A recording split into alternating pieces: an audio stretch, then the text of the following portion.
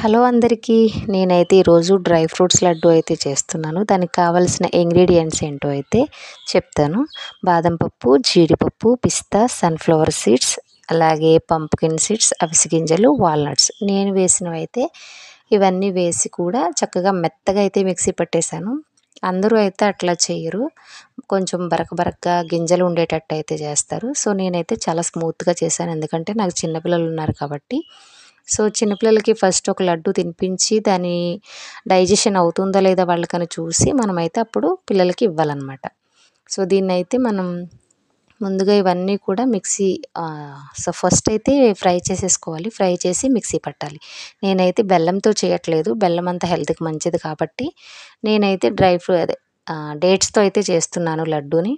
డేట్స్తో మనం స్వీట్ అనేది మనకు సరిపడినంత తీసుకుని వేసుకుంటే చాలా మంచిది. సో ఈ ఫ్లాక్స్ సీడ్స్ అయితే నేను ఎక్కువగా వేశాను, అందుకని నా లడ్డు కొంచెం బ్లాక్గా అయితే ఉందన్నమాట. సో ఫ్లాక్స్ సీడ్స్ పిల్లల్లోకి బ్రెయిన్ డెవలప్మెంట్ అనేది చాలా బాగుంటుంది. మెంటలీ చాలా స్ట్రాంగ్గా అయితే తయారవుతారు పిల్లలు. అలాగే పెద్దవాళ్ళలో హార్ట్ హెల్త్కి, అలాగే హార్మోనల్ బ్యాలెన్స్ కూడా చాలా హెల్ప్ అవుతుంది ఈ లడ్డు అనమాట. అంతేకాదు కంటికి, చర్మానికి, అలాగే బోన్ హెల్త్కి కూడా బాగా యూజ్ అవుతుంది అనమాట ఈ లడ్డు. సో ఖచ్చితంగా అందరూ కూడా ఈ లడ్డూని ఒకసారి ట్రై చేయండి. హెల్త్కి అయితే చాలా మంచిది. నేనైతే మా పిల్లలకి డైలీ ఇస్తాను కొంచెమైనా సరే. ఖచ్చితంగా ఇది పెద్దవాళ్ళు కానివ్వండి, చిన్నపిల్లలు కానివ్వండి, అందరూ కూడా టేస్ట్ చేసే లడ్డు అనమాట.